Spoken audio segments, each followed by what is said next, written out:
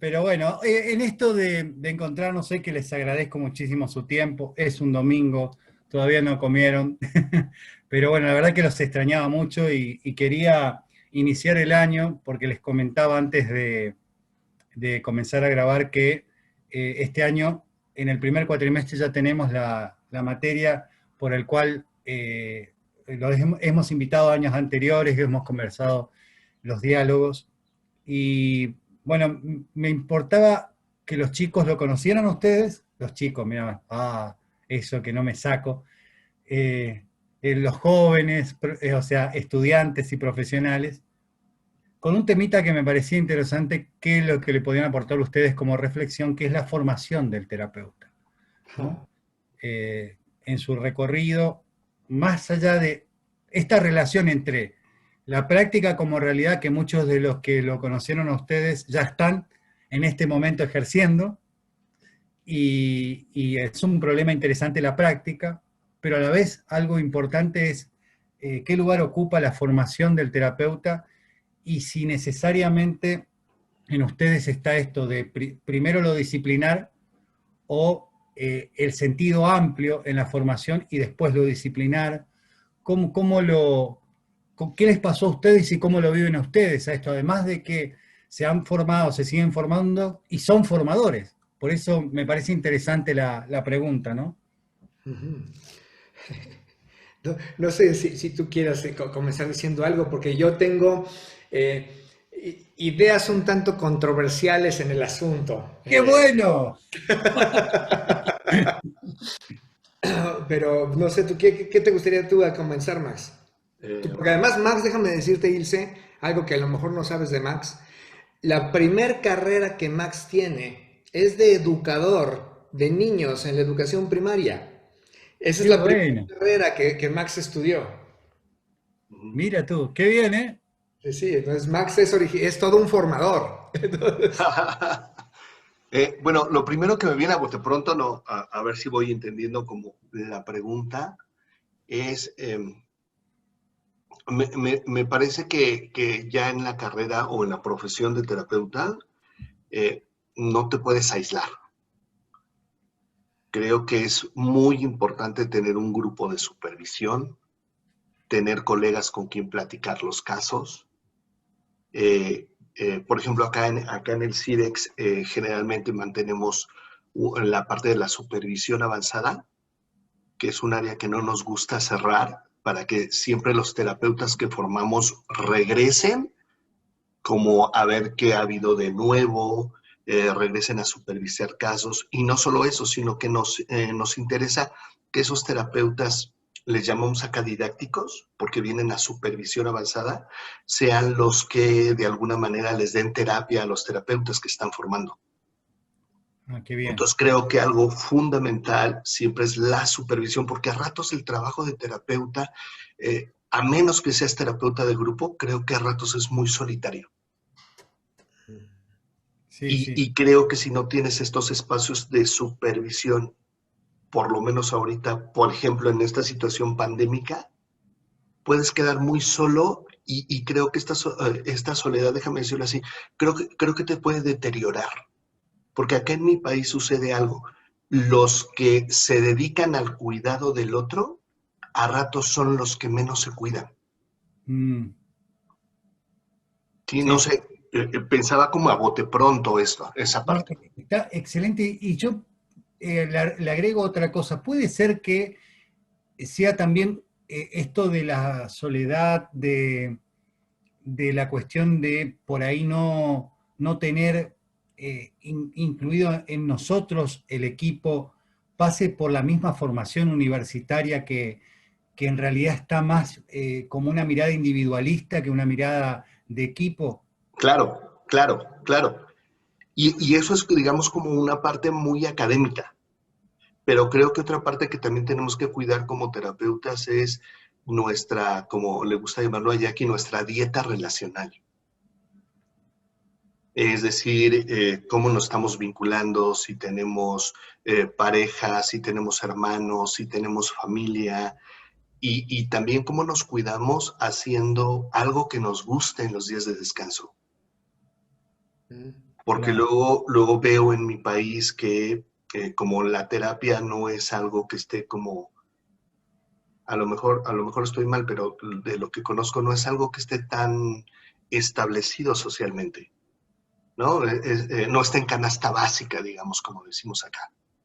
Entonces Sí, veo sí. a muchos colegas trabajando mucho tiempo y a muchas horas y descuidando sus vínculos, descuidando viajar, descuidando, pues no sé, convivir, descuidando muchísimas cosas. Y creo que esta parte de existencia o de vida es una parte muy importante a la que no puede renunciar un terapeuta. Mm. Claro, en esto de como que no sea un técnico y que la técnica sea su único escenario de desarrollo, digamos, ¿no? Esto de los nutrientes, de una diversificación que nunca se olvide a la persona. Eh, por ahí agregarle parece una obviedad, ¿no? Pero decir, no hablar del terapeuta así pelado, sino decir de la persona del terapeuta y el orden involucra esta dieta que por ahí bien decías, hace mención Jackie, ¿no? Ujú, ujú. ¿Tú qué piensas, Jackie? Sí, es interesante. Me gusta que hayas comenzado tú, Max, porque fíjate, Max comenzó a irse por aspectos muy realistas y pragmáticos, ¿no? O sea, de la realidad de cómo lo hacemos finalmente. Porque a mí me gusta reflexionar sobre este tema, comenzando desde algo más, pues quizá idealista, o quizá en el fondo termine siendo más realista todavía, y quizá lo que propone Max es lo idealista, quizás sea al revés, ¿no? Porque, ¿a qué me refiero? Yo siento que entrenar terapeutas es imposible. O sea, creo que no se puede enseñar terapia, no se puede enseñar a ser terapeuta.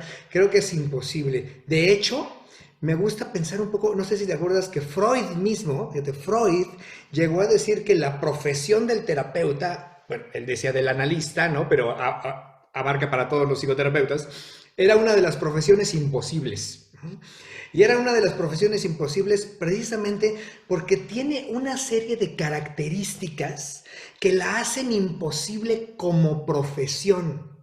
Entonces, a mí me gusta pensar que ser terapeuta no es una profesión, es una vocación. Y la diferencia entre la vocación y la profesión es que la profesión puede entrenarse, la Ujú. vocación no. ¿No? La vocación tiene que surgir del corazón, la vocación tiene que surgir de nuestra forma de ver el mundo, de nuestra manera de vernos a nosotros mismos y de ver a los demás. Entonces, la vocación no puede entrenarse, ¿no? Y a mí me parece que la terapia entra más en el terreno de la vocación que de la profesión. Quizá los terapeutas de nuestros colegas, los que más parecen profesionales, son nuestros colegas cognitivo-conductuales, ¿no? Nuestros colegas cognitivo-conductuales parecen un poco más profesionales porque tienen manuales, ¿no? Tienen manuales acerca de qué hacer en una situación, qué hacer en otra, qué hacer en otra. Y dicen que en la medida en la que siguen el manual, se acercan a la efectividad, es decir, se acercan a que su proceso realmente funcione, ¿no? Y que si no funciona es porque no siguieron el manual adecuadamente, ¿no? Pero en la gran mayoría del resto de las terapias no pensamos así. En la gran mayoría del resto de las terapias pensamos que esto es algo más del que tiene que ver con el encuentro, que tiene que ver más con la relación de persona a persona con el otro, que tiene más que ver con un encuentro de cosmovisiones, que tiene más que ver con cómo podemos sostenernos el uno al otro en la conversación para tratar de encontrarle un poco de sentido a todo lo que vivimos actualmente o en cualquier momento. Ujú. Entonces, es por ello que creo que no podemos entrenar terapeutas. En realidad, lo que hacemos es otra cosa. Lo que hacemos es compartir con gente que quizá tiene la vocación de terapeuta. Y uno que otro que andan medio perdidos, ¿no? Uno que otro que andan medio perdidos por ahí y otros que sí tienen la vocación de terapeutas. Y entonces lo que hacemos es compartir con esas personas una serie de reflexiones que faciliten que nuestra vocación florezca. Entonces, me parece que el entrenamiento, entre comillas, o la formación, creo que es mejor palabra la que tú usaste, Ilse, formación. La formación de terapeutas es la convivencia de personas que compartimos esa vocación y que estructuramos un programa reflexivo a través del cual podemos reflexionar juntos cuáles son las mejores formas de permitir que nuestra vocación se exprese. Y entonces, a veces, por ejemplo, sí, cuando ya las personas ya están dando terapia, pues es recomendable, como decía Max, los programas de formación, de supervisión, etcétera, etcétera, porque necesitamos reflexionar juntos cómo está mi vocación fluyendo o está obstaculizándose con la persona en particular con la que estoy conversando. Pero no creo que podamos aprender técnicas, pero eso es desde mi ideal, ¿sabes? O sea, yo creo que los terapeutas no tenemos técnicas, independientemente de la corriente, con excepción de los colegas cognitivo-conductuales, ¿no? Con excepción de esos colegas, el resto de terapeutas lo que tenemos es cosmovisiones. Tenemos maneras de entender la realidad que queremos compartir en el análisis de la experiencia de nuestros consultantes. Yo quiero conocer la experiencia de mi consultante y quiero ayudarlo a que él conozca mejor su experiencia. Y para ello tengo una serie de cosmovisiones, tengo una serie de maneras de ver la vida, de manera de ver la realidad. Y a partir de ahí podemos conversar juntos para llegar a quizá una mayor conciencia, una mayor amplitud de las posibilidades a las que nos enfrentamos. Tengo un amigo, Ilse, déjame contarte esta anécdota. Tengo un amigo norteamericano, él se llama Miles Groth. Y Miles dice algo, tiene un libro que se llama After Psychotherapy, o Después de la psicoterapia. Y él dice que la psicoterapia está condenada a dejar de existir, ¿no?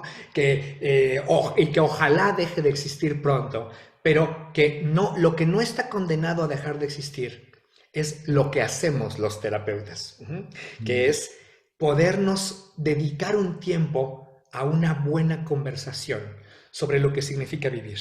Eso no está condenado a extinguirse, pero que está condenado a extinguirse como profesión.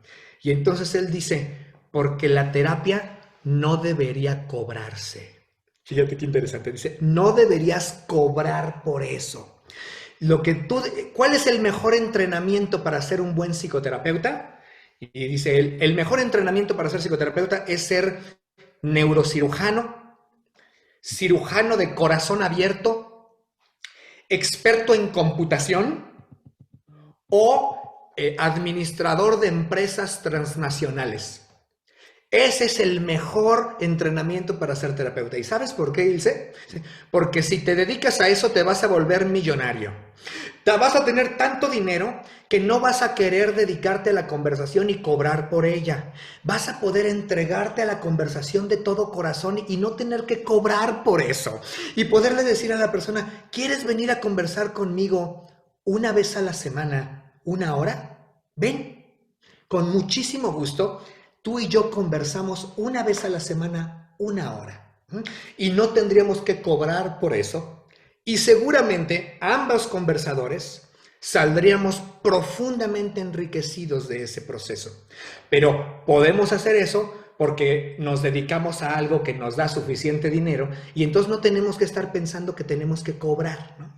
Lo que dice este amigo es que dice que cuando el terapeuta piensa que tiene que cobrar por su trabajo, entonces piensa que tiene que entregar resultados por su trabajo. Y como tiene que entregar resultados, entonces tiene que dedicarse a desarrollar técnicas para entregar resultados. Y dice, y ese caminito es el que tiene a la psicoterapia en un lugar tan terrible. Si nos fuéramos por el otro camino, en donde no es lo importante entregar resultados, entonces no es lo importante la técnica. ¿Qué es lo importante? El encuentro. Y el encuentro no debería cobrarse. El encuentro debería ofrecerse como un don que la vida nos da de posibilidad.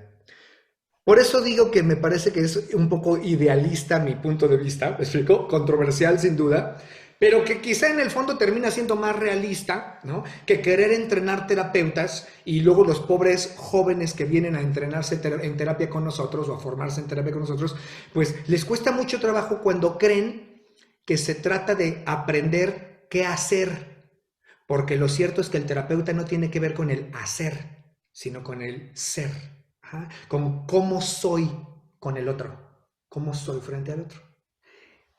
Eso es un... Te Perdón por cuento que extenderme, pero ¿qué después de opinas? esto, Max, del aporte de nuestro amigo Jackie, y más o menos la mitad se baja de la carrera,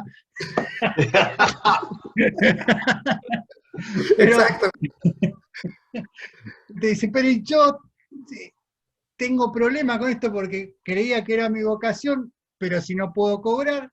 No, es interesante la problemática que me parece que en esto de el punto de partida que fue la imposibilidad, nos lleva también a replantear hasta el sentido que le damos a cada palabra, ¿no? Porque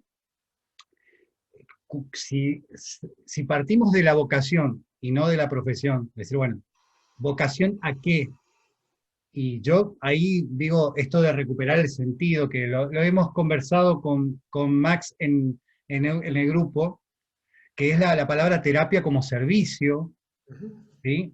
Entonces, bueno, ahí vamos viendo que si el punto de partida es vocación, también vamos viendo cómo se empapa cada palabra de un significante que lo hace coherente, ¿no? ujú. Entonces, si decimos terapia como servicio, clínica, que en su sentido más no se queda solamente en la cama o el que guarda cama, sino en un sentido más amplio es aquel que visita al que guarda cama, entonces también plantea una salida al encuentro del sufriente. Pero claro, el punto de partida en ese caso es, a ver, esto lo sentís como un llamado en el cual te va a brindar algo desde lo que vos brindás o vas a brindar, que sientas que te planifica como persona. Ujú. Si es solamente algo que te va a ocupar, si te vas a... Lo mismo pasa, me parece, en la educación con esto, ¿no? El maestro, el que no tiene vocación de maestro, acá terapeuta y maestro van ahí en consonancia. Si no hay vocación, ¿Te acuerdas, perdón, Ilse, que te interrumpa? Es la otra profesión imposible que dice Freud, ¿eh? Freud decía el educador, el terapeuta. Ajá. sí, sí, porque, y acá en esto de lo imposible aparece la cuestión del llamado y del amor. Si uno no ama esto, a tal punto de que hay muchas cosas que puede ser que no le brinde, puede ser que no lo reciba, puede ser que no, e igual lo ama, entonces en ese sentido, bueno, está más en el orden de la vocación, ¿no? Ujú, ujú. Ujú. Eh, pero podemos también decir que no sería excluyente, sino que podemos pensarlo en cuál sería la piedra angular, Mm. Claro. porque podemos también pensar en esto de lo que decía Max de la supervisión, de Sí. la formación de la práctica. En la medida que el principio sea la vocación, uno se puede sumar, porque entonces también lo que se da en llamar práctica profesional está vista en función a la vocación y no al revés. Ujú, ujú. De acuerdo. Fíjate que ahorita me haces pensar algo, no sé qué piensan ustedes. Acá en México hay un debate fuerte si los que no son psicólogos podrían dar terapia y pareciera que los psicólogos es la profesión por excelencia que puede acceder a procesos terapéuticos. Y retomando esto que dice Jackie de la vocación y de alguna manera lo de la disciplina en la Uh formación y -huh. todo esto, eh, nosotros por lo menos nos hemos encontrado que muchas personas que no tienen la profesión de psicología Tiene pueden la hacer vocación. muy bien su trabajo de, como decía Jackie, desde acompañar desde el ser y no del hacer, porque como no tuvieron la formación de psicólogo o de psicóloga donde les metieron que estamos muy pegados a esa ciencia racional positivista y tendríamos que hacer algo por el otro, ellos pareciera que aprenden muy bien, por ejemplo, este modelo existencial fenomenológico, que saben que hay otros valores que están por encima de entregar un funcionamiento o de un resultado, que es acompañar, estar, ir al encuentro, como incluso ver qué es lo que nos impide o qué nos favorece, entregarnos finalmente a la angustia o el misterio que es el encuentro, ¿no? Y me he encontrado muchos amigos que son muy buenos terapeutas, pero que siempre adolecen de, como no me formé como psicólogo, entonces pareciera que tengo que regresar a la psicología para seguir haciendo mi chamba. Y sé que también lo que digo puede ser como molesto para algunas personas porque parecería que la única profesión que está destinada a la terapia es el psicólogo o la psicóloga, ¿no? Sí, sí, sí, sí, sí, es que es una cuestión como calificante y calificadora desde un discurso, como bien decís vos, del escenario mecánico disciplinar, la ciencia positiva, la ciencia racionalizada, pero con una condición que por ahí no se lo dice, pero aparece, que es la cuestión del reduccionismo, ¿no? Eh, porque a mí por eso me parece, yo comparto con los chicos que no me gusta la palabra psicoterapia, sino que me gusta más la palabra terapia, porque no, en realidad no, también depende qué entendemos por psique, digamos, ¿no? Tenemos que debatir, pero a mí me parece mucho más abarcativo y más en relación y consonancia con la vocación, como decía Jackie, la cuestión de terapia que de psicoterapia, ¿no?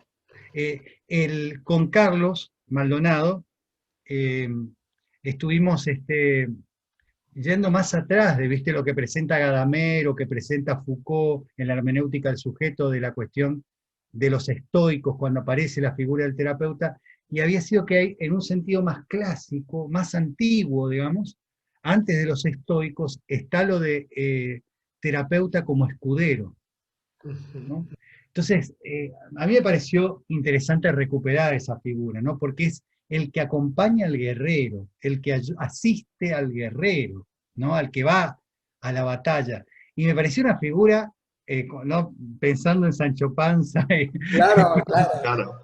me pareció, o sea, a la vez esta idea del ladero, de estar al lado, ¿no?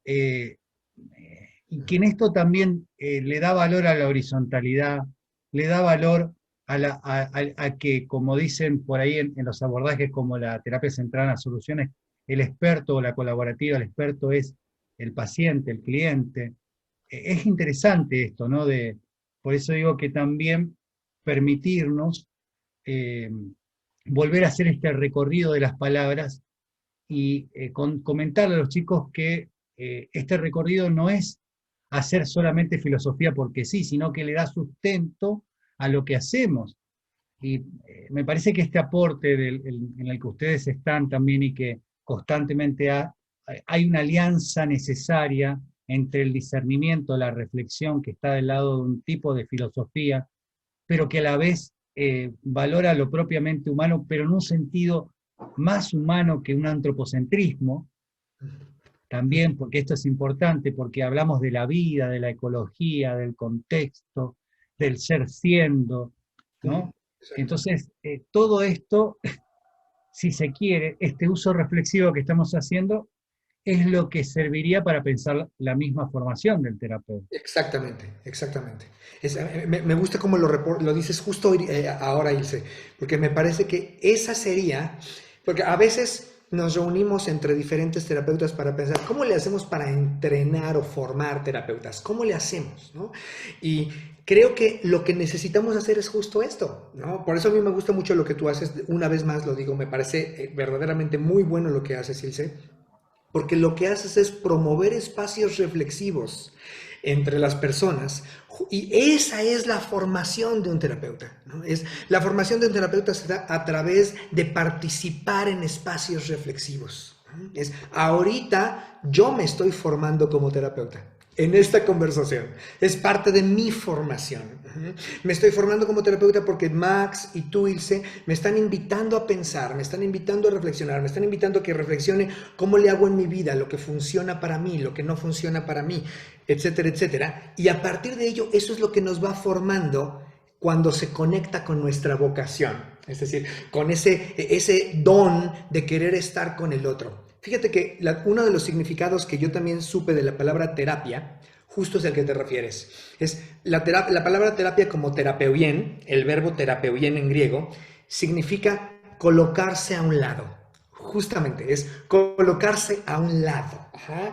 Y este objetivo es colocarse a un lado, no simplemente, no para estorbar, sino es colocarse a un lado para estar dispuestos a acompañar y apoyar en lo que el otro necesite. Estoy aquí, estoy a tu lado.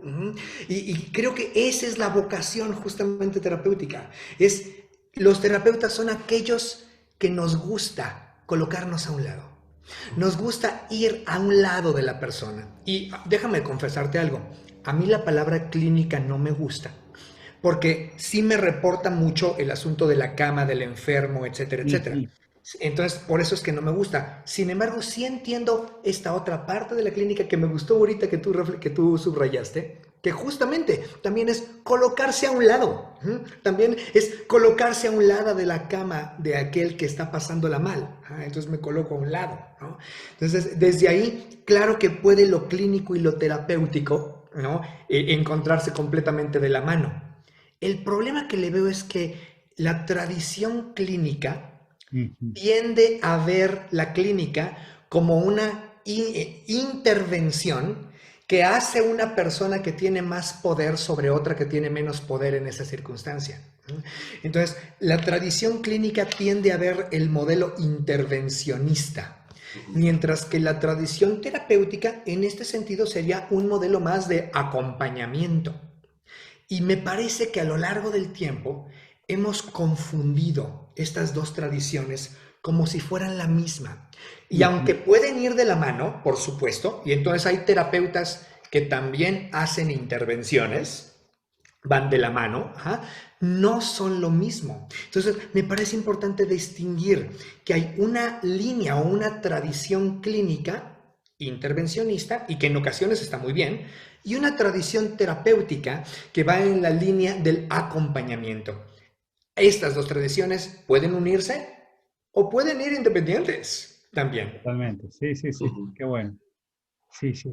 Y en esto que sumamos algo más, digamos, ¿qué lugar ocupa? Porque bueno, lo hemos compartido, he escuchado parte de la historia de ustedes, pero me interesa recuperarla, digamos, ¿no? ¿Qué lugar ocupa la historia personal en la forma de ser terapeuta? Max. Yo creo que por supuesto que influye. Yo creo que por supuesto que influye. Eh, y creo que, déjame decirlo así, esta historia también está cargada de ciertas creencias que para mí me parecen como muy importantes. Por ejemplo, yo no conozco un terapeuta que no quiera ayudar. Ciertamente, a lo mejor no logro ayudar, ciertamente a lo mejor no es la función de un terapeuta lo que estamos, pero hay una historia de querer hacer algo con el otro o junto al otro. Ujú.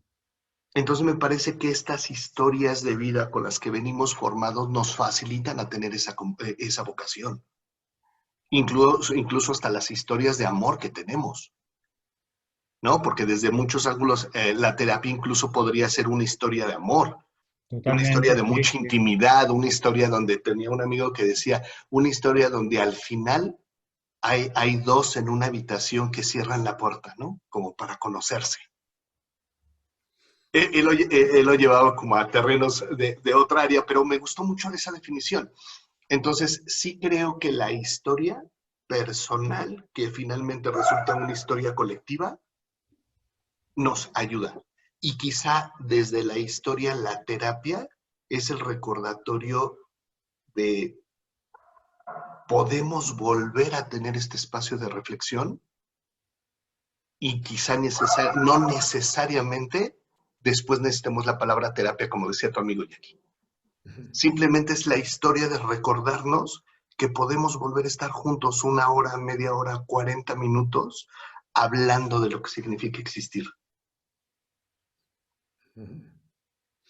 Me gusta. Yo le agregaría también a lo que dices, Max, que eh, creo que parte de la herramienta, déjeme hacerlo así, la herramienta en la que yo me apoyo. No sé si hablar de herramientas, fíjate, es que la palabra no la encuentro bien. No sé si sea correcto decir herramientas, si sea correcto decir actitudes o recuerdos. Pero yo noto que en mi vocación terapéutica necesito constantemente apoyarme y lo hago aún de manera no propositiva, digamos, de manera espontánea. Estoy constantemente apoyándome en mi historia personal. Por ejemplo, si a mí me fue muy mal invirtiendo en X banco, ¿no? Si me fue muy mal invirtiendo en X banco y viene mi paciente y me cuenta que está a punto de hacer una inversión en ese banco, es inevitable que haya una parte de mí que diga, no, no, no, no. eh, Creo que nuestra historia personal está presente en todo lo que somos, en todo lo que hacemos. No siempre como figura, ¿no? A veces pasa al fondo, como dicen los gestaltistas, ¿no? A veces está más en el fondo y no en la figura, pero está siempre presente mi historia personal en todo lo que hago, en todo, sea lo que sea que hago.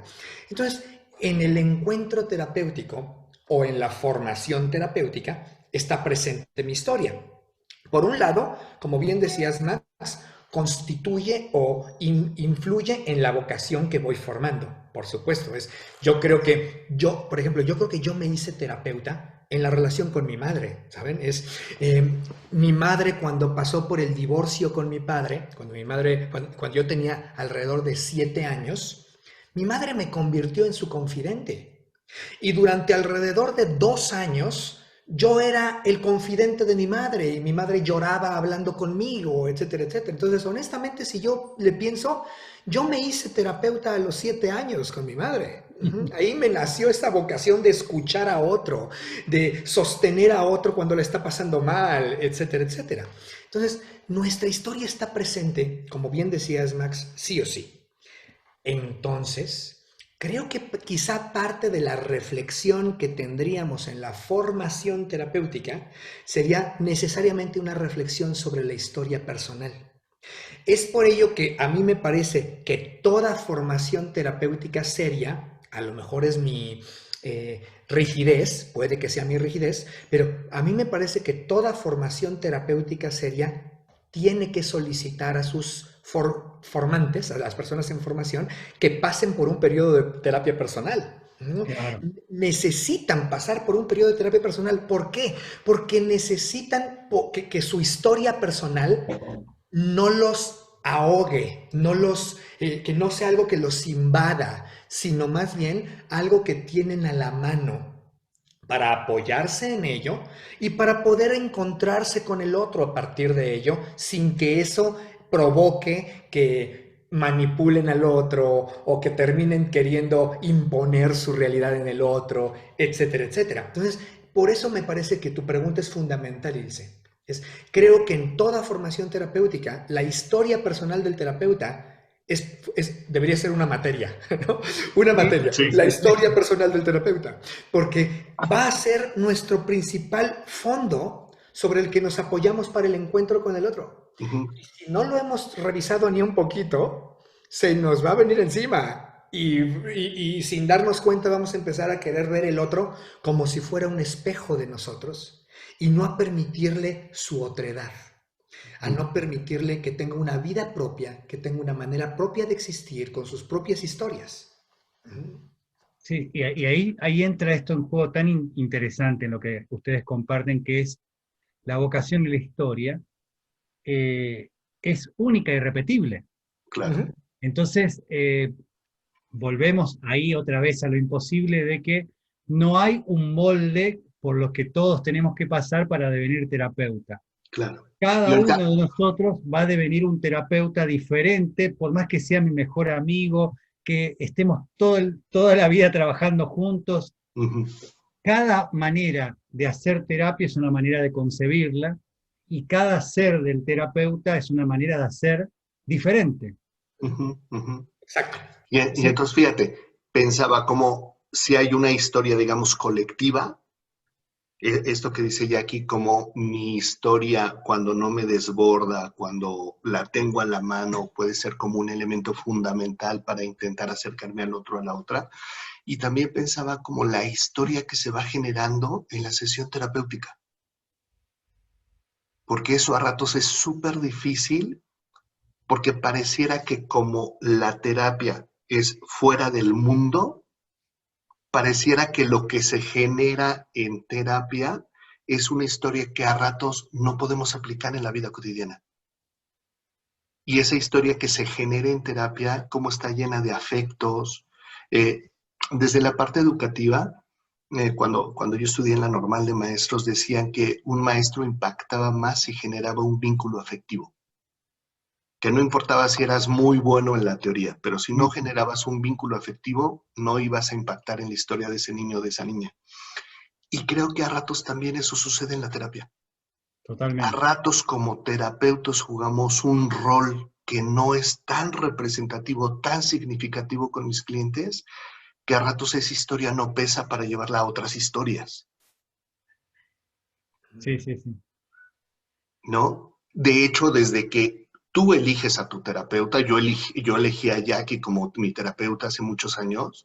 O sea, yo ya tenía un vínculo afectivo con él y no elegimos al que consideramos que es malo, elegimos al que consideramos que puede significar para nosotros o para nosotras.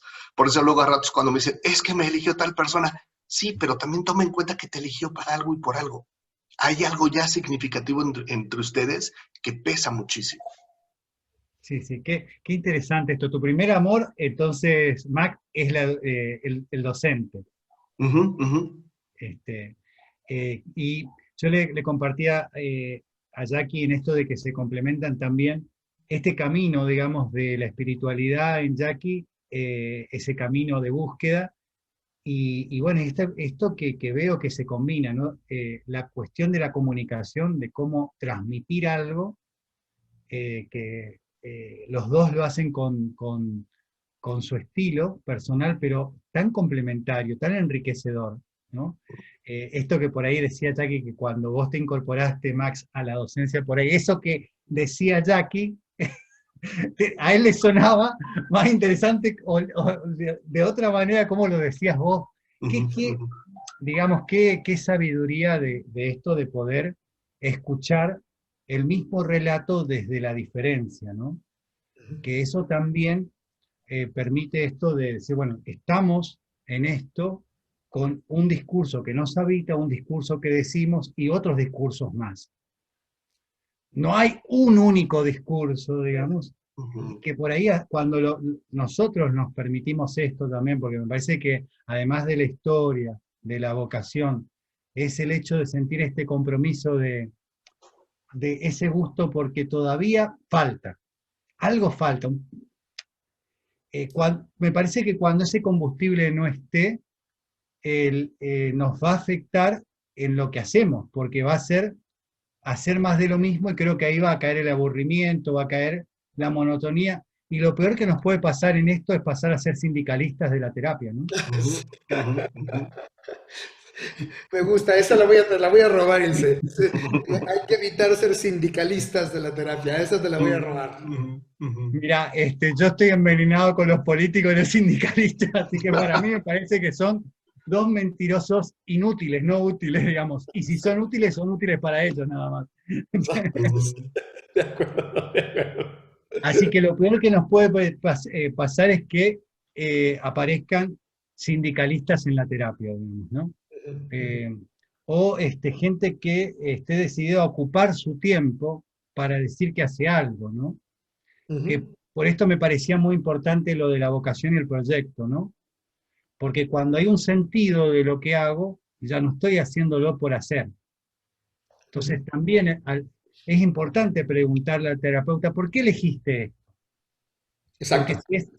si es accionar esa práctica de él, que está en su cotidianidad, no tiene un sentido, también está en riesgo lo ético y también está en riesgo, digamos, lo que hace. Ujú. Y Ujú. fíjate, y ni siquiera estoy de acuerdo con lo que dices, pero aún un paso antes. Es, si la persona no tiene vocación, una verdadera vocación de corazón para convertirse en terapeuta, va a pasarla muy mal como terapeuta. Se va a aburrir porque a veces nuestros pacientes tienen una energía bajita, difícil de sostener. Se va a aburrir. Va a encontrar muy frustrante que algunas personas se vayan, a veces hasta sin avisar, de pronto desaparecen de la terapia. Va a encontrar difícil esperar a construir una cierta, un cierto lugar para que le lleguen pacientes. Va a encontrar difícil la competencia con los colegas. Se la va a pasar muy mal como terapeuta, muy mal. No sé, Sí, sí, sí. incluso por la persona, me explico, por la misma persona le conviene hacer un buen registro, una buena revisión de si hay una vocación en ella o en él para convertirse en terapeuta. Totalmente. Y en esto veo, también volvemos a este lazo que fuimos construyendo entre educador y terapeuta, eh, de la gente que prontamente se quiere jubilar, ¿no? Cuando vos escuchás un relato de cansancio y cuándo va a finalizar esto para hacer otra cosa. El que realmente está desde el lugar de la vocación no se cansa, Exacto. Ujú, exacto. no se Y quiere cansa y hacer se esto levanta el otro 24 día renovado, como para ese es un punto, lo ves mucho en el educador, lamentablemente yo creo que hay muchos docentes que ocupan la práctica, pero no tiene que ver con la vocación lo que hacen, lamentablemente, digamos, ¿no? Ujú, ujú. Y en esto, por ahí en la experiencia de Max, los niñitos, los niños y las personas con capacidades diferentes son los que más rápidamente denuncian y reconocen quién es el docente con vocación y quién es el que va a trabajar. Ujú. Mm, sí, de acuerdo. Ujú, de Sí, acuerdo. esto es algo interesante como para verlo como desafío, ¿no? Como desafío. Sí. Lamentablemente es para decirle a los jóvenes que están terminando la carrera, no se trata, no sé qué les parece a ustedes, no se trata de construir o constituir o sumar en orden a una disciplina, porque sería muy reduccionista pensarlo como una disciplina. La práctica involucra el ser del terapeuta. Así Guay es. con eso, ¿eh? O sea, pueden tener un título, y en esto que lo que decía Max por ahí, que se crean habilitados y que se crean que, ojo con eso, porque ese es un lugar de más de soberbia que de sabiduría, Ujú, que por ahí nos entrenan en el orden de la soberbia, cuando, o sea, manifiestan un diálogo con una sola teoría, un discurso con una sola disciplina, y la verdad que, bueno, que se ha pagado caro eso, ¿eh? En muchos casos, por ejemplo, me decía un amigo que cuando hizo sus primeras experiencias, él dijo, depresión endógena, porque él hizo psicologismo, ¿no? Y nunca se le dio por hacer una interconsulta, convocar a otros colegas y darse cuenta que tenía un cáncer de páncreas la persona. O decir psicosis y tenía un tumor en la dura madre, ¿no? ujú. Entonces, en esto también, guay con la soberbia de una disciplina totalizante y totalizadora, porque no hay disciplina que pueda decir todo del ser humano. Seguro, seguro. Claro. ¿Cómo le llaman en Argentina a estos negocios que cuando tu coche, las llantas, no sé si les llaman llantas, los neumáticos se pinchan y tienes que ir a ese negocio? En México les llamamos vulcanizadoras, pero ¿cómo les llaman en Argentina a esos negocios? Ay, no me está saliendo, sí, donde se emparchan las gomas, se arreglan. Exacto. Sí, sí, sí. ¿Emparchan? ¿Le llaman? ¿Emparchar la goma? Ay, para que no, te juro que se me fue. Bueno, no te preocupes, no te preocupes. A mí me gusta poner este ejemplo, ¿no? Me gusta poner el ejemplo de que puede venir conmigo un paciente a decirme, Jackie, fíjate que mi problema es que se me pincharon las gomas, se me pincharon las gomas y ese es mi problema. ¿Me puedes ayudar? A mí me encantaría decirle, claro que te puedo ayudar a examinar cómo se te pincharon las gomas, cómo se siente que se pinchen las gomas, qué metáfora en tu vida representa que se te hayan pinchado las gomas, cómo puedes estarte más preparado para que las gomas no se te pinchen, pero ojo, Yo no voy a emparchar las gomas, ¿eh? O sea, si quieres que tus gomas se emparchen, tienes que ir al lugar en donde emparchan las gomas. Porque Claro. aquí lo único que puedo hacer es ayudarte a explorar la experiencia de que tus gomas estén pinchadas. Ujú. Ujú. Entonces, creo que es un poco a lo que te refieres también. O sea, Sí. necesitamos reconocer que no vamos a hacerlo todo. O sea, nuestra labor es pequeñita, pero no por pequeñita menos valiosa. Ujú. Y también en este proceso, como formadores, de también ver en qué momento por ahí hay que dejar ir al otro, ¿no? Yo lo vi mucho, hay un libro de Ansel Grun, que es un monje benedictino que también incursionó en encontrar la lectura de los padres del desierto con lo jungiano, ¿no? Lo simbólico jungiano, habla de arquetipos, de sombras, y hay en un libro que tiene un payasito que, de la tapa que dice el fracaso, una oportunidad, se llama el libro, habla del abuso espiritual, ¿no? Y él dice, que me pareció interesante, como cuántas veces, digamos, el maestro formador en el orden espiritual, o sea, retiene, llegado un momento ya está retiene al formador, al formando, porque en realidad se comienza a alimentar de él. Entonces, se transforma en un vampiro, ¿no? Es un vampirismo, porque en Ujú. realidad termina siendo un Drácula. Porque en esto también, ¿no? Es de cuánta sabiduría y madurez de la persona, que puede ser en este caso formador religioso, pero también pensémoslo en la función de terapeuta, qué importante es decir, bueno, hasta acá es lo que yo le puedo brindar, y me parece que importante que pueda seguir adelante y siga, seguimos siendo amigos, por ejemplo, ¿no? O Ujú. seguimos relacionados, pero creo que llega un momento en que hasta acá es lo que yo te puedo dar, ¿no? A mí me encanta la cuestión del dilema que se plantea en Kung Fu Panda, cuando el maestro Shifu este, tiene que entrenar a un panda que no lo ve ni en pedo que pueda hacer el guerrero dragón. Lo ve gordo, lo ve, dice, viste, está buenísimo, porque a mí me encanta para ir a trabajar esas escenas, lo uso como para reflexionar. Y él tiene que primero reflexionar sobre su manera de transmitir que este panda le rompió todas las estructuras de formación. Ujú. Entonces, esto también, en un momento determinado, decir, bueno, a ver, digamos, ¿qué tengo que ensayar nuevo que no estoy ensayando y qué puedo aprender con esta nueva persona que quiere que lo forme, pero yo no estoy viendo en qué, pero por qué, de qué manera, porque estoy mirando desde un lugar también, ¿no? A mí me hiciste recordar algo que dice Yalom.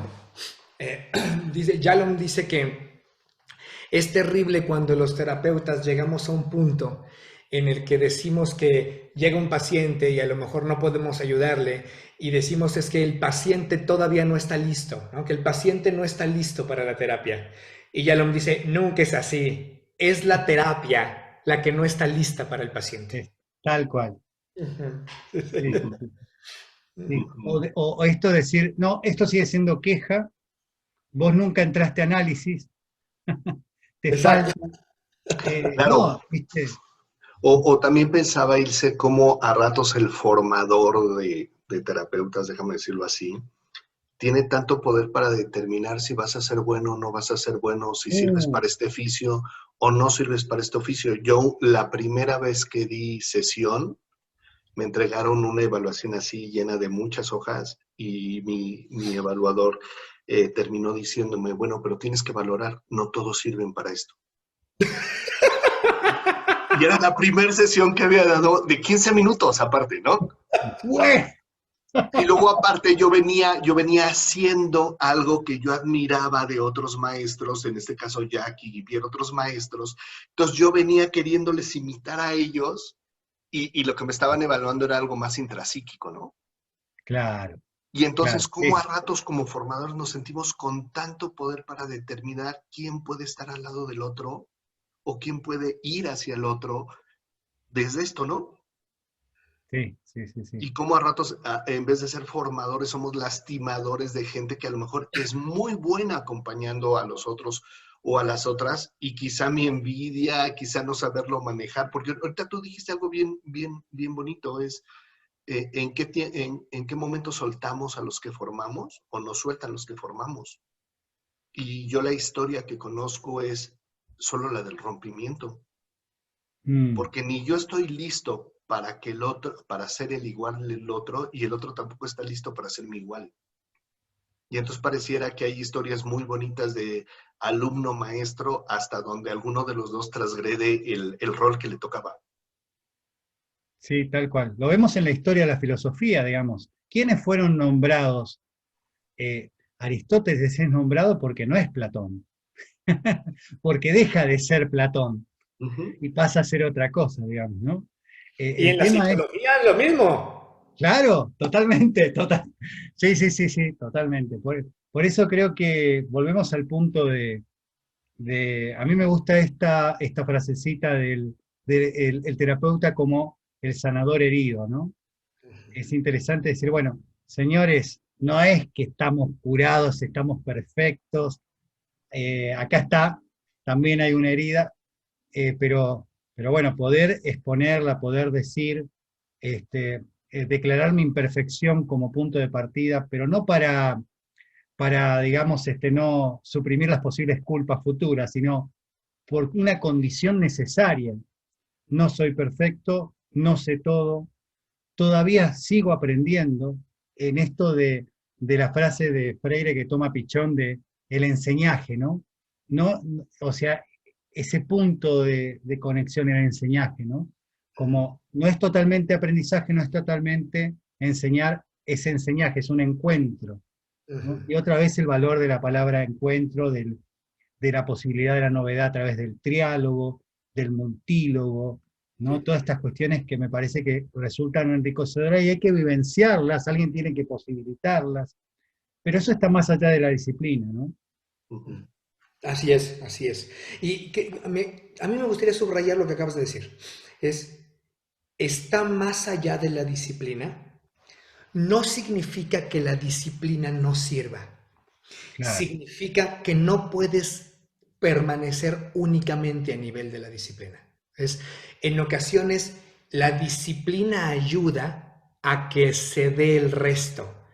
No puedes quedarte solo con la disciplina, pero tampoco se trata de eliminar la disciplina, ¿no? Entonces, también aquí, no sé, ahora ando recordando mucho a Yalom, porque también el mismo Yalom en algún momento dice que los terapeutas se forman, se entrenan en hacer un montón de cosas, para que esas cosas que hacen es en lo que se entretienen con el paciente, mientras que la verdadera fuerza terapéutica ocurre, que es el encuentro. Entonces, para que la verdadera fuerza terapéutica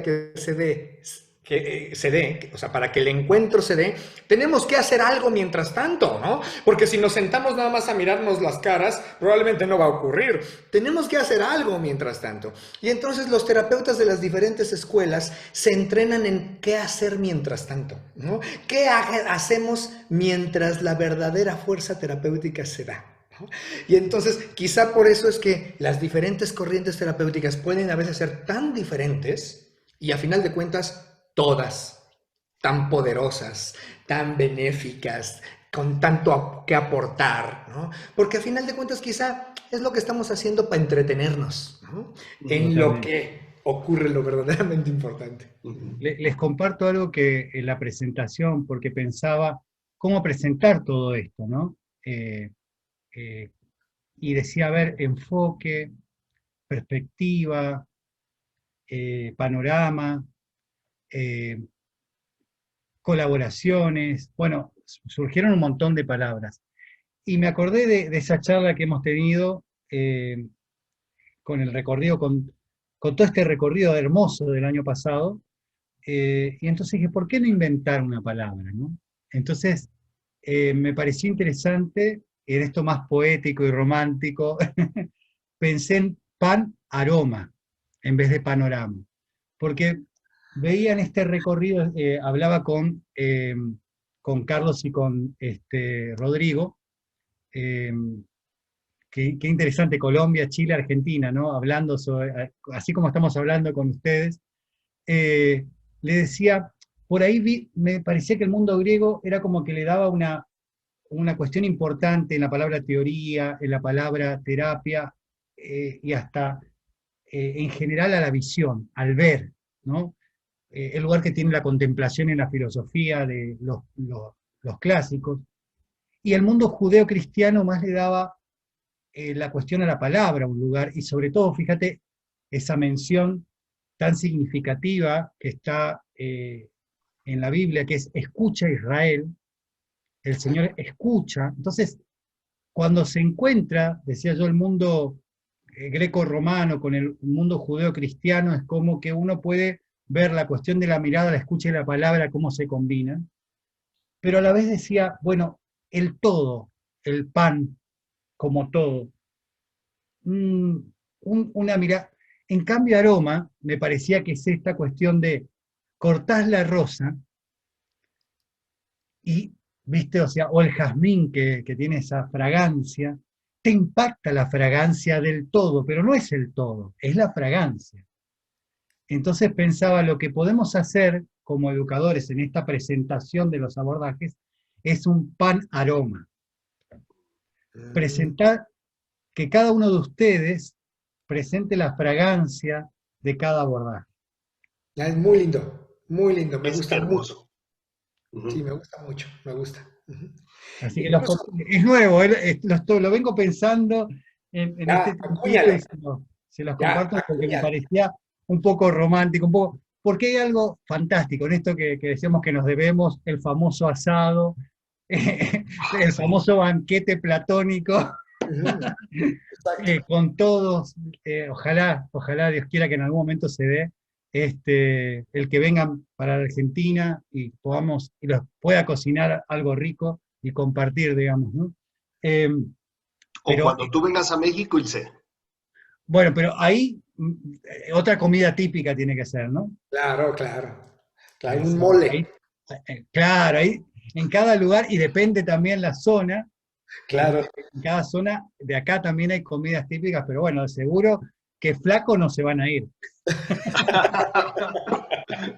Pero en esto de compartir, que yo decía lo romántico, y esto que vos decías hoy, Max, algo del orden como la terapia del amor, está esto, ¿no? La fraternidad, lo filial, el ágape, está todo el amor puesto, digamos, en el inicio, que hace posible que podamos compartir con otros y trasladar esto, que estamos acá hoy hablando porque hay vocación y Ujú. porque hay amor, ¿no?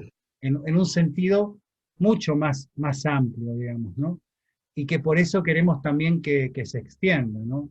Amor por lo que hacemos, o sea, y en este caso la terapia, la formación, la educación, ¿sí? Y amor por nuestra práctica, y también queremos comunicar esto, y esto es una forma de hacerlo, ¿no? Ujú. De acuerdo, de acuerdo, de acuerdo. Me gusta. Muchas gracias, Ilse. No, queridos amigos, un abrazo y ojalá se dé pronto este encuentro, digamos, presencial, pero seguimos en contacto. Seguro que vamos a hacer otro encuentro como el año pasado con los muchachos, Exacto. con los jóvenes. Ajá. ¿Está? Perfecto. Bueno, voy a ir apagando la grabación. Dale, por favor, un abrazo. Abrazos.